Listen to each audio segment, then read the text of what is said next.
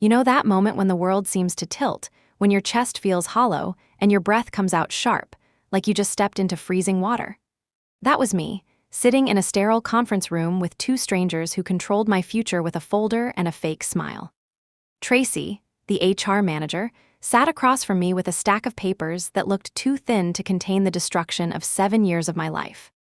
Beside her was Martin, the new regional director from Medcore, the parent company that had swallowed Helix Farm whole. His suit was too sharp, his tie too perfect, and the way he leaned back in the chair told me he was already bored with this meeting. "Clara," Tracy said, her voice sweetened with the artificial calm of someone about to ruin your life. "We've reviewed your role, and given the restructuring after the acquisition, the company has decided to realign compensation packages. We'd like you to transition to a contractor position. Your salary will be adjusted to $60,000 annually. You'll no longer be eligible for bonuses or stock options, but you'll retain your core responsibilities during the transition period." I blinked. My current salary was $135,000. I had worked nights, weekends, holidays to earn that figure. To them, all of it was now worth less than half. Martin leaned forward, lacing his fingers. "This is a market correction, Clara. The role you've been performing has changed. We're centralizing client strategy at headquarters, and you'll be serving more as a support role regionally." His tone carried the smug finality of a man who thought he was doing me a favor. Support role. After 7 years of running the largest hospital accounts in the region, after personally negotiating contracts worth millions, after being the reason our clients stayed through the chaos of the acquisition, support role. I smiled, the kind of smile that stretches your lips but never reaches your eyes. "I'll need 24 hours to consider this." My voice was steady, almost robotic. If I let myself slip even 1 inch, the humiliation would choke me in front of them. "Of course," Tracy said quickly, relief flickering in her eyes because I wasn't throwing the chair through the glass wall. "We'll need an answer by tomorrow morning. If this new arrangement doesn't suit you, we'll begin the process of finding someone who's a better fit." Better fit. Cheaper, desperate, disposable. That was the subtext they didn't bother to hide. The meeting ended without a handshake. I walked out of the conference room like a ghost, every step heavier than the last. I didn't remember gathering my bag or taking the elevator down to the parking garage. What I do remember is sitting in my car, hands shaking on the steering wheel, the papers Tracy had given me lying on the passenger seat like a death sentence. The tears came fast, hot, unstoppable. Mascara smeared down my cheeks, drops soaking into the collar of my blouse. I pressed my forehead to the steering wheel, sobbing so hard the sound echoed in the enclosed space of the car. 7 years of loyalty, of sacrifice, of missing Amelia's school plays, of staying up until 2 a.m. to fix client emergencies, reduced to a line in a budget spreadsheet. My phone buzzed with a calendar reminder. Amelia's piano lessons 6 p.m. The irony cut deeper than the HR meeting. How was I supposed to tell my daughter that her mother might not be able to keep paying for lessons, for school, for the apartment we lived in? How was I supposed to look into her wide brown eyes and tell her that everything might fall apart? I stayed in that car for almost an hour. People came and went, walking past me with briefcases and coffee cups, while I sat crumbling behind tinted glass. When I finally pulled out of the garage, the city lights blurred through my tears, and a single thought repeated in my head like a mantra. They think I'm powerless. They think they own me. They think they can take everything and I'll crawl back tomorrow to say yes. They're wrong. I wasn't always this bitter. There was a time when Helix Farm felt like the best decision I had ever made. I still remember the first day I walked through those glass doors 7 years ago.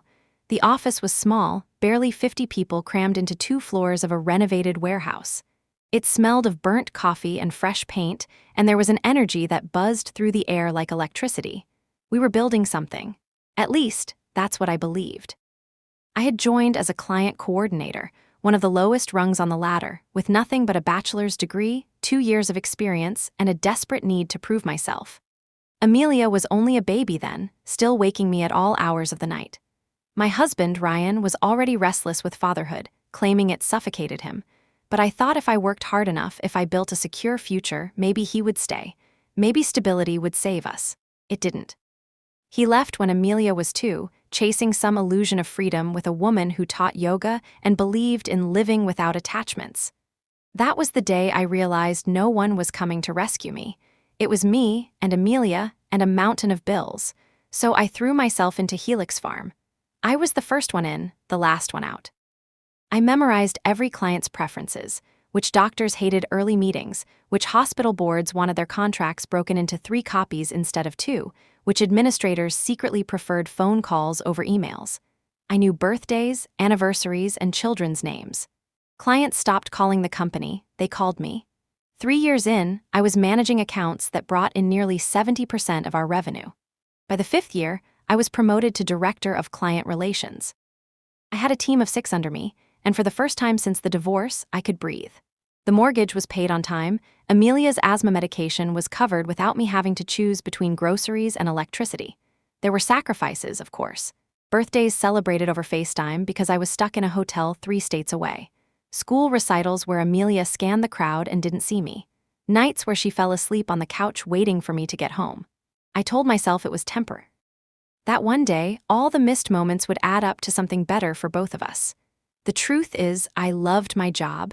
I loved the thrill of closing a deal, of knowing my work kept the lights on in hospitals, of feeling indispensable.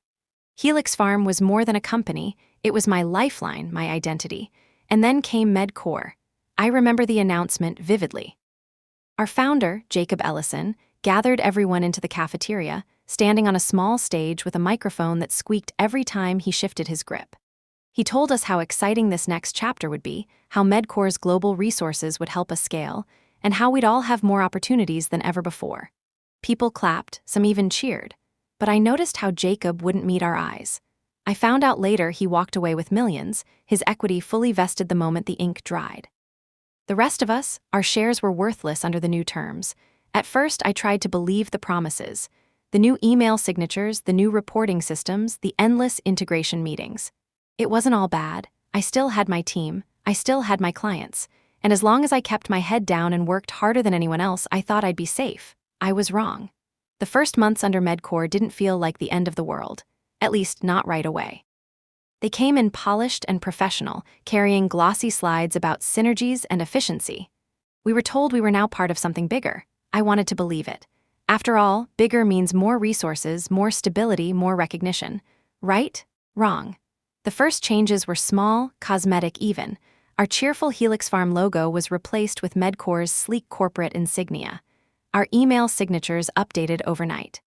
We had to take training modules about new culture integration, endless videos about teamwork and collaboration, narrated by actors who looked like they had never worked a single day in client services. I rolled my eyes, but I played along. I wasn't about to risk my career by resisting. I kept telling myself that the clients needed me, that as long as I held on to them, I would be untouchable. Then came the layoffs. At first, they trimmed the juniors, young analysts, fresh hires who hadn't had the time to prove themselves. It was brutal, but it didn't touch me directly. I told myself it was just a corporate strategy. Then middle managers started disappearing. One day they were leading meetings, the next day their desks were empty, plants left behind on shelves, coffee mugs abandoned as if their owners had been erased. No goodbyes, no explanations, just gone. I started noticing the fear in the office. Conversations hushed when a senior executive walked by. Eyes darting toward inboxes every time a company-wide email came in, the subject line filled with words like streamlining and realignment. My team shrank from 6 to 4, then down to 3, but the workload didn't shrink with it. If anything, it grew heavier. MedCore expected the same results, with fewer people, under tighter deadlines. I was answering emails at 3 in the morning, my laptop glowing in the dark while Amelia slept in the next room. My chest tightened constantly, the edge of panic attacks waiting for me in bathroom stalls between meetings. And yet, I clung to the belief that I was safe. I was the one who knew the clients best. Hospitals and clinics trusted me. Some contracts practically had my name written into them. Surely, they couldn't risk losing me.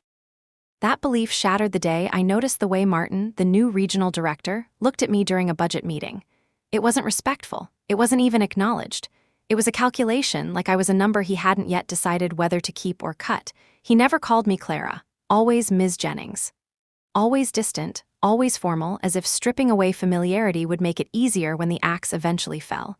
And it did fall, but not yet. Not before grinding us all down first.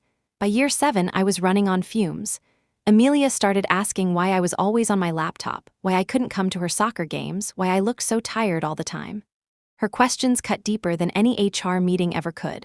I would kiss her forehead, promise her it was temporary, promise her it was for her future. But inside, I was starting to wonder if I was lying. Medcore didn't care about futures. They cared about margins.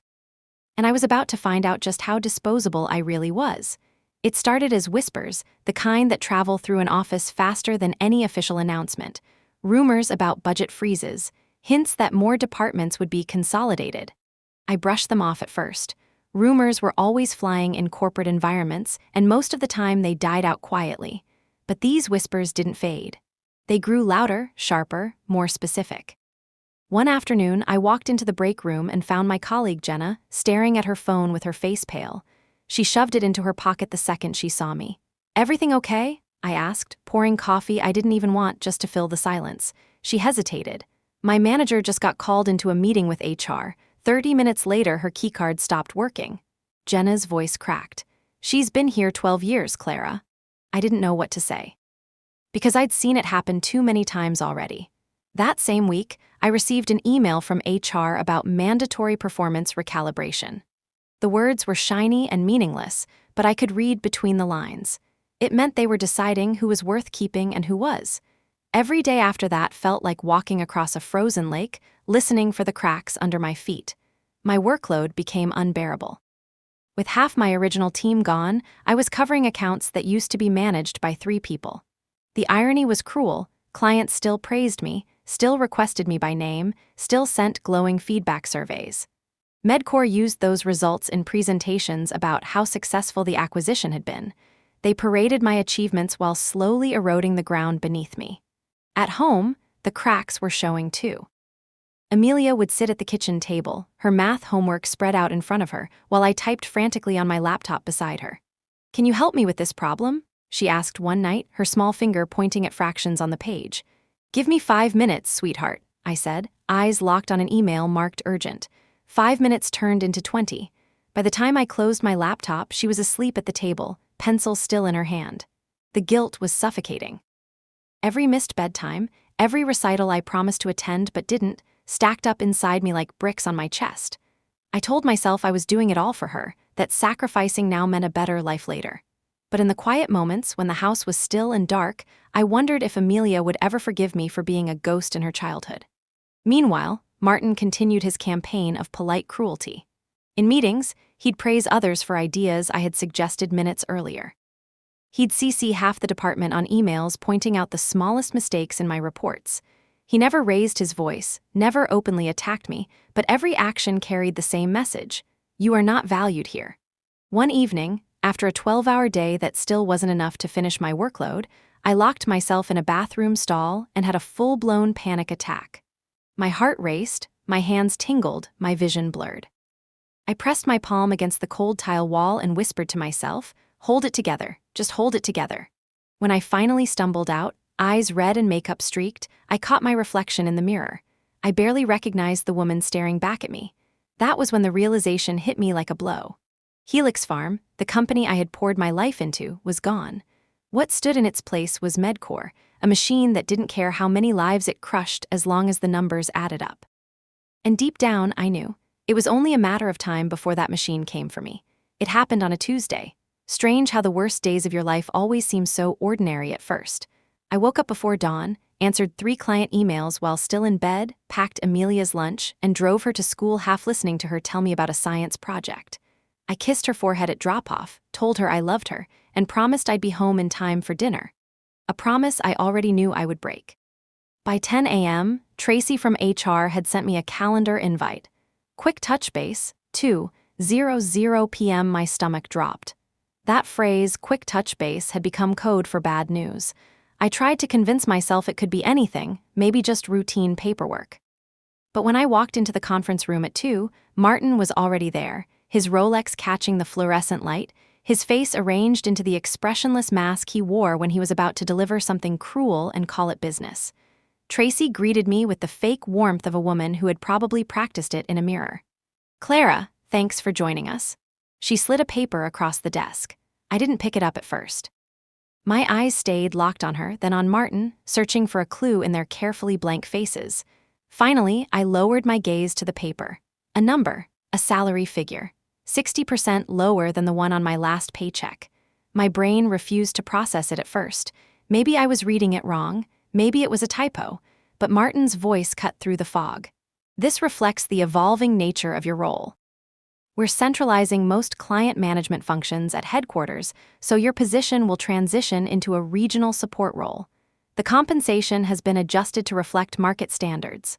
Market standards. The words tasted like ash. You'll maintain your current responsibilities during the transition period, of course, Tracy added quickly, as if that was supposed to make it better. We'll need your decision by tomorrow morning. If this arrangement doesn't work for you, we'll begin the search for someone else who's more aligned with the new structure. Someone else. Cheaper. Easier to control. I should have screamed. I should have flipped the table. Instead, I heard my own voice, eerily calm, saying, "I'll need 24 hours to consider this." They both looked relieved. Relieved that I wasn't making a scene. Relieved that I was playing the part of the obedient, professional woman even as they gutted my livelihood. The meeting ended.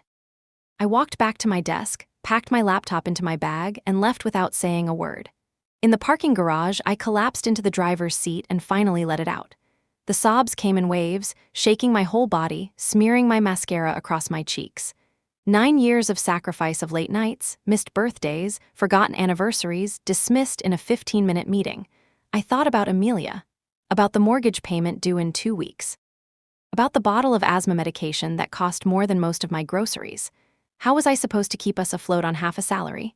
How was I supposed to explain to my daughter that everything could fall apart because 2 strangers decided my worth had an expiration date?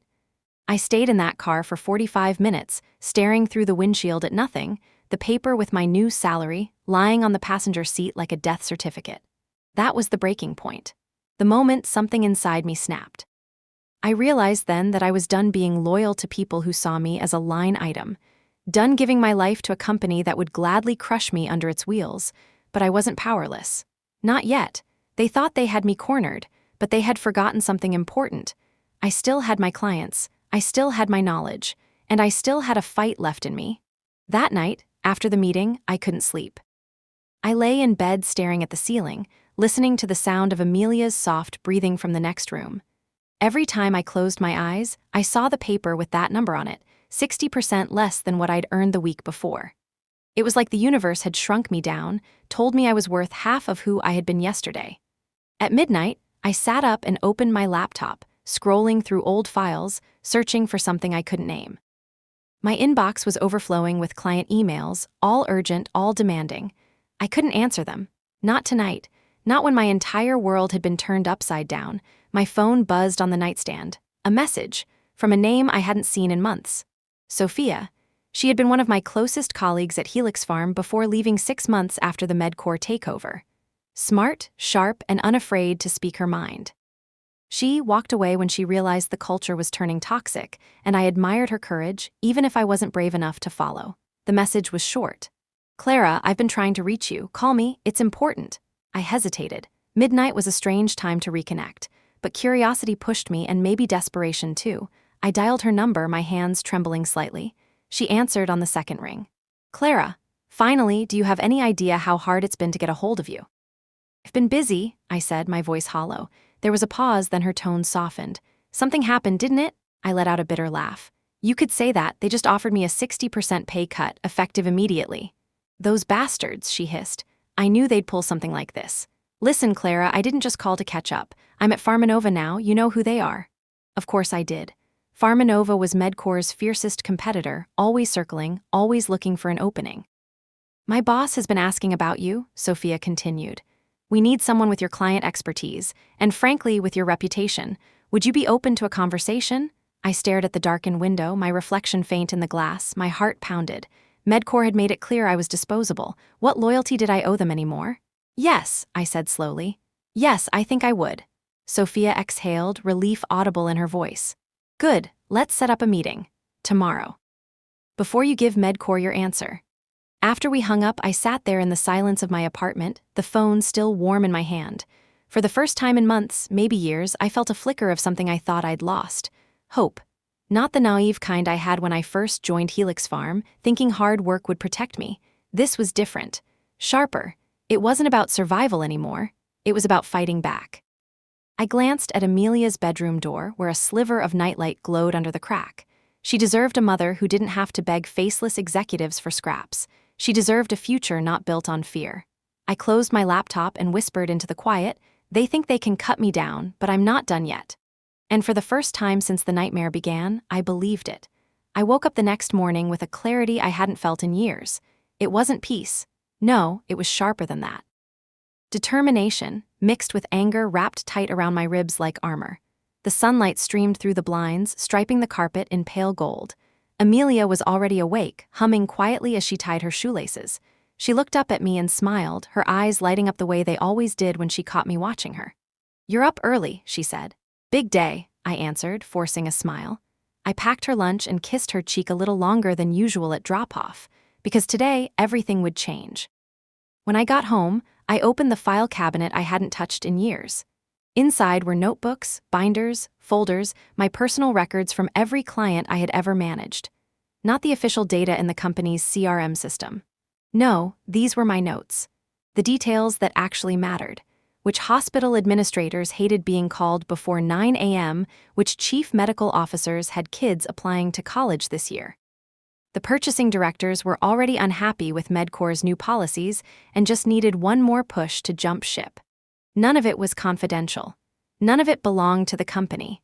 It was knowledge I had built with time, patience, and trust. Knowledge that Medcor had dismissed when they shoved that insulting paper across the table. I spread the notebooks across the kitchen table, flipping through them like a general reviewing battle plans. Every page reminded me of what I had sacrificed, what I had built, and what I still had. Sophia called mid-morning.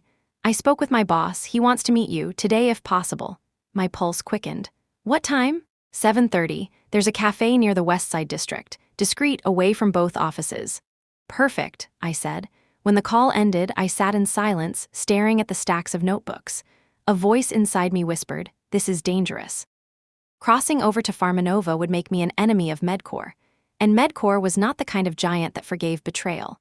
But then another voice, louder, stronger, cut through. "They betrayed you first."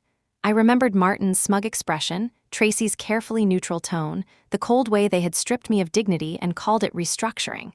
And I remembered Amelia's tired little voice asking me why I was never home. I wasn't being impulsive. I was being strategic. For years, I had been loyal, dedicated, and naive enough to think that would protect me. But loyalty to people who treat you as disposable is just another form of self-destruction. So I made a decision. I wouldn't just leave Medcor. I would outsmart them. I would take every ounce of trust I had earned from my clients, every relationship I had nurtured, and I would use it to build something better, something stronger. By the time I looked at the clock, it was already 5 in the afternoon. Amelia burst through the door with her backpack, dropping it on the floor and launching into a story about her day. I knelt, listened, and for once I wasn't distracted by my inbox. I let myself smile for real. After dinner, I tucked her into bed, kissed her goodnight, and whispered the promise I had whispered 100 times before. But this time, I meant it differently. "I'm going to fix this," I told her softly. "I promise." And as I closed her bedroom door, I knew tomorrow wasn't just about survival anymore. It was about revenge. The West Side Cafe was nearly empty when I walked in the next morning. The smell of roasted coffee beans and fresh pastries clung to the air, and for a moment, I almost felt like an ordinary woman meeting a friend for breakfast instead of a mother whose livelihood had been ripped apart. I spotted Sophia immediately. She was sitting at a corner table, her dark hair tied back in the same practical bun I remembered from our Helix Farm days, but there was something different about her now. She looked lighter, freer, as though the weight I was still carrying had been lifted from her shoulders the day she walked out of Medcor's grip. "Clara," she said, standing to hug me. Her voice was warm, grounding. "God, it's good to see you." I squeezed her tight, realizing how much I had missed her.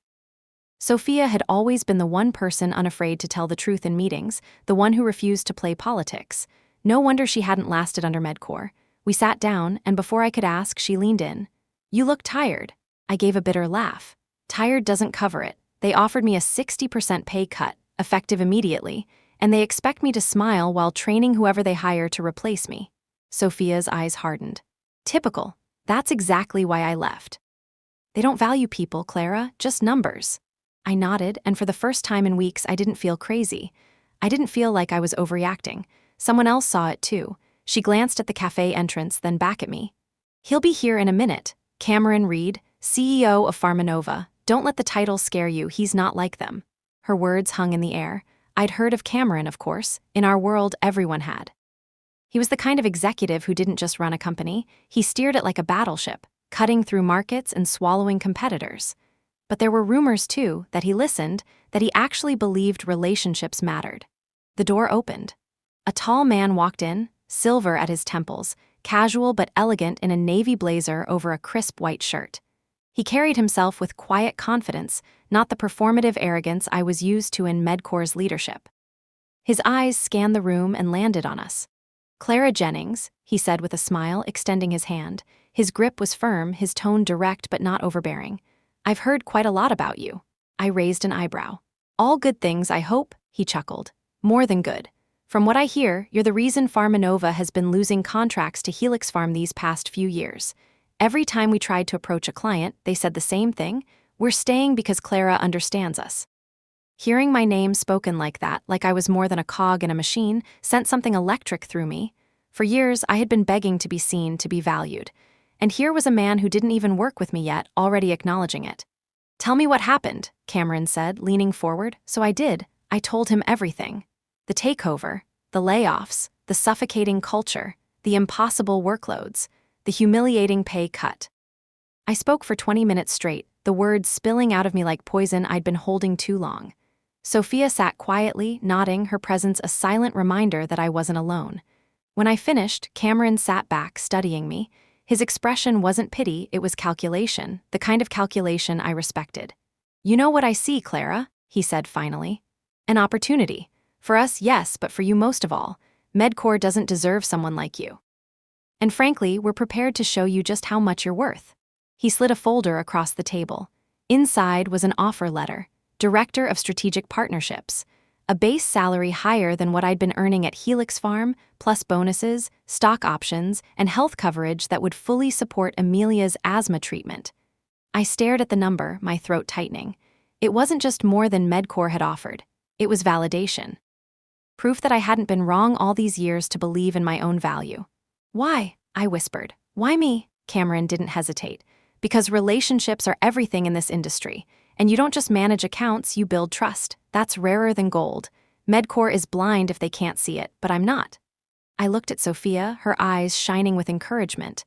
I looked at the folder again, the letters and numbers blurring through my tears. For the first time since this nightmare began, I didn't feel like a victim.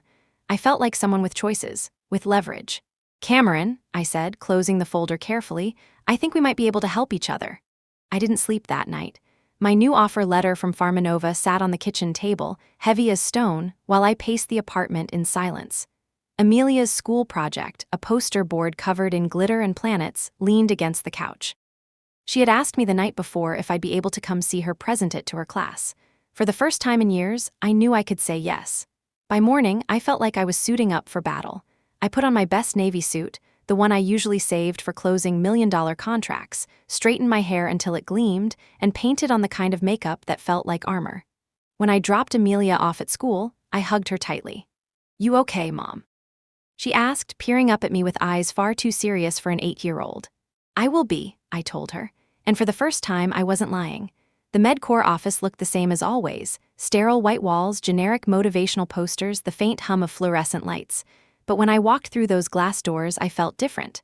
Lighter. Stronger. Untouchable. Martin was waiting in the conference room, Tracy beside him with her ever-present folder. This time, though, I noticed the tension in the room. Tracy wouldn't meet my eyes. Martin's jaw was clenched just a little too tightly. "Clara," he said, his tone clipped. "Have you come to a decision?" I sat down, deliberately calm. "I have some questions first."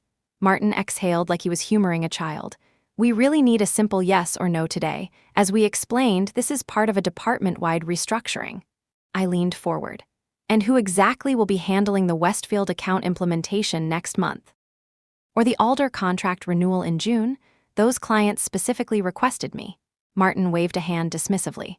"Those will be distributed appropriately. That's not something you need to concern yourself with." "Actually, it is," I said, my voice steady but sharp. "Because Sonia at Westfield and Mark at Alder expect me in those rooms. They were promised continuity. If you're moving client services overseas in 8 months, don't you think they deserve to know? The air in the room froze. Tracy's pen slipped from her fingers and clattered against the table. Martin's face drained of color before he recovered, his smile turning brittle. Where did you hear that? So it's true. That's confidential company strategy, he snapped. Translation, yes. I folded my hands on the table.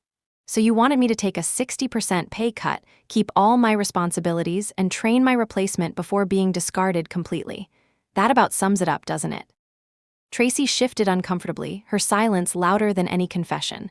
Martin's patience cracked. This meeting is about your offer. Do you accept the new terms or not?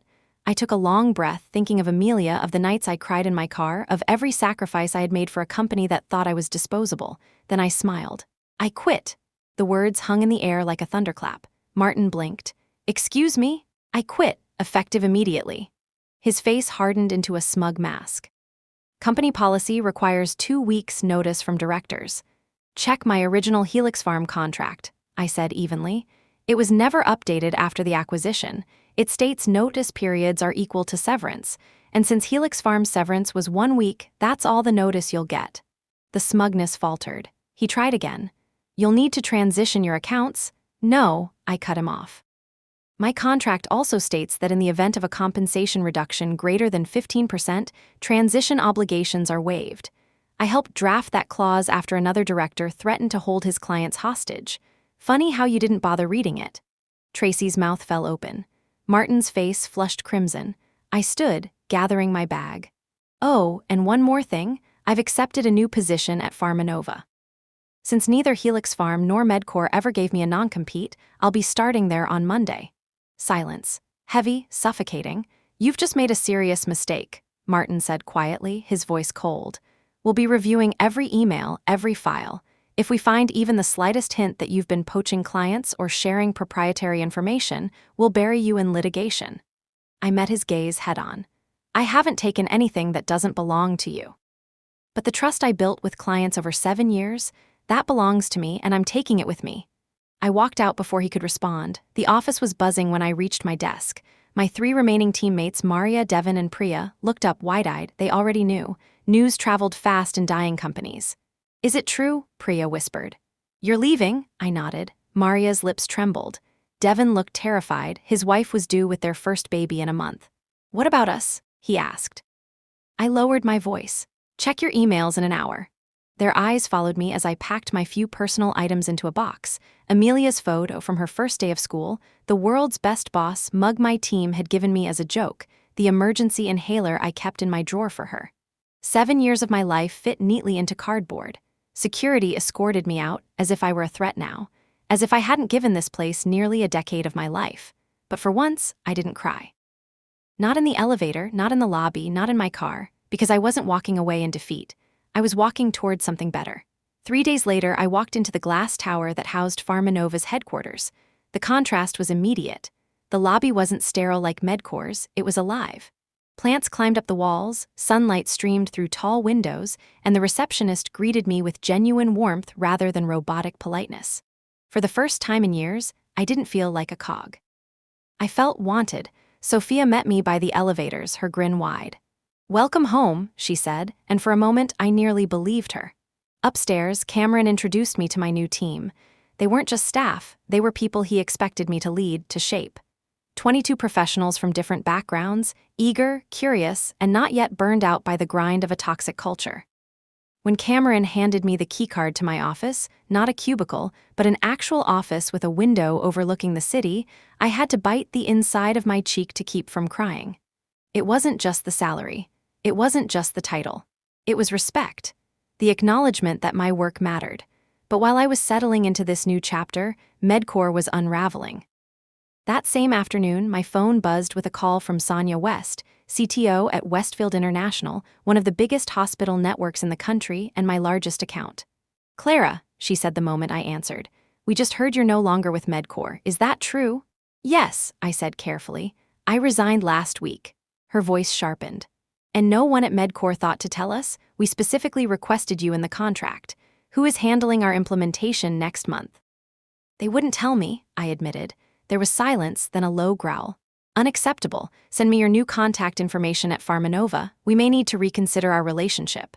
By the end of the day, I had 3 more voicemails, clients confused, worried, some outright furious that Medcore had hidden my departure. I didn't solicit them. I didn't need to. My phone was already buzzing with opportunity. Meanwhile, back at Medcore, chaos spread like wildfire. Maria texted me, "Martin just called an emergency meeting. They're scrambling because Westfield's board wants answers. Devin says Alder Technologies is asking about you too." Another message followed minutes later. "People are panicking, Clara. Half the floor is whispering about outsourcing. Priya looks like she's about to cry. They don't know who to trust." I pictured them all, my old teammates, the office where I had spent countless nights, and for the first time, I didn't feel powerless. I felt the opposite. My absence was louder than my presence had ever been. That night, Amelia curled up next to me on the couch as we watched her favorite movie. She leaned against my shoulder and whispered, "You're smiling, Mom. I haven't seen you smile like this in a long time." I kissed the top of her head, my chest tight with something that felt dangerously close to joy. This was just the beginning. Medcore thought they could cut me down and replace me with someone cheaper. Instead, they had awakened a storm. It started with a call I almost didn't answer. A number I didn't recognize, flashing across my phone late in the evening while Amelia was brushing her teeth. Normally, I would have let it go to voicemail, but something, curiosity, instinct, made me swipe. "Clara Jennings?" The voice was deep, commanding, the kind that filled boardrooms. "Yes. This is Gerald Vance, CEO of Medcore International." My blood went cold.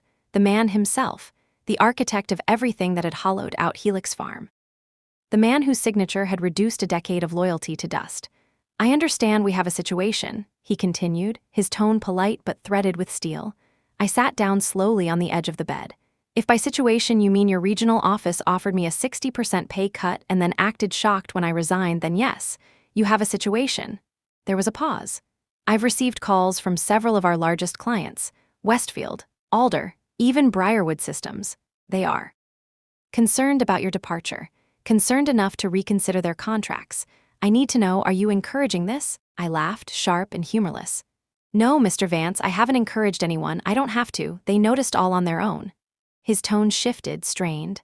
"Clara, let's be practical. You are clearly valued. I'd like to make you an offer to return. Full reinstatement of your previous salary plus a retention bonus will ensure better alignment going forward." I nearly dropped the phone from the absurdity of it. The same company that had gutted me without hesitation was now begging me back because their bottom line was bleeding. "Mr. Vance," I said evenly, "do you hear yourself? You're not calling because what happened to me was wrong. You're calling because it's expensive." Silence. Then, colder, "We are prepared to match Farmanova's offer, plus additional incentives." "It's not about the money," I said, surprised at the calm in my voice. "It's about respect. About the years I gave you that you dismissed in a 15-minute meeting. About my daughter watching me work myself into the ground for people who didn't even see me. I won't go back to that." His frustration cracked through. "If you continue with Farmanova, we will have no choice but to protect our interests. Legal action, contract reviews." "Stop." My tone cut through his threats. "I didn't take anything that belongs to you. I didn't poach. I didn't steal. All I took was myself. If you want to fight me for that, good luck." Another long silence. Then, grudgingly, "No lawsuit, you have my word, but you're making a mistake, Clara. Loyalty matters." I smiled into the quiet. "You're right, loyalty does matter. That's why I'm loyal now to the people who actually value me." And I ended the call. The next morning, Sophia forwarded me an internal memo circulating at Medcore. Gerald himself was flying out to the regional office to assess leadership and restore client confidence. Translation: heads were about to roll. By the end of the week, Martin was pursuing other opportunities. Tracy too. Clients kept calling, shifting contracts, moving millions in revenue to Farmanova. And I was no longer afraid. Medcore had tried to bury me, but I had turned myself into a shovel. 3 years have passed since that nightmarish meeting in the Medcore conference room, the one where Tracy slid a piece of paper across the desk, and Martin smirked as if he had already written my ending. They were wrong. Today, I sit in a corner office at Farmanova, sunlight flooding through floor-to-ceiling windows. My title reads Executive Vice President of Global Client Success, but to me, it means something far greater. It means I took back control of my story. It means I proved that I was never disposable, no matter how many times they tried to convince me otherwise.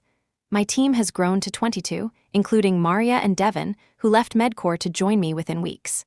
Priya stayed behind at first, her work visa tying her hands, but eventually she found her way here too. Watching them thrive under a culture that values them has been one of the quiet joys of my career. The clients followed as well. Not because I asked them to, but because trust doesn't vanish with a signature on a resignation letter. Westfield, Alder, Briarwood, Tetrayorp, contracts worth millions shifted from Medcore to Pharmanova, one after another. Every time I got the call, every time a client said, "We want to work with you," I felt the balance tip a little further. As for Medcore, they abandoned their outsourcing plan after hemorrhaging too much business. Salaries were adjusted, policies softened, promises of renewed culture plastered across their corporate site. Too little, too late. They're still limping along, but the empire they tried to build on broken people will never be what they imagined. And me, I no longer measure my worth by what I give up. I measure it by what I've reclaimed. Amelia is 11 now. Last month, she stood on stage at her school's science fair, her voice strong as she explained her project on renewable energy. I sat in the front row, cheering, holding up a ridiculous glittery sign that made her roll her eyes and laugh. Later she told me, "You never miss things anymore." That, more than any salary or title, is the real victory. Sometimes people ask me if I regret what happened with Medcore, if I wish I had stayed quiet, accepted the pay cut, played along until maybe something better came. The answer is simple: no. Because the best revenge wasn't watching Martin lose his job or seeing clients abandon the company that betrayed me. It wasn't even the office, the salary, or the recognition I finally received. The real revenge was rediscovering my own value. The real revenge was standing up and saying, "No more, I deserve better," and then going out and building that better with my own hands.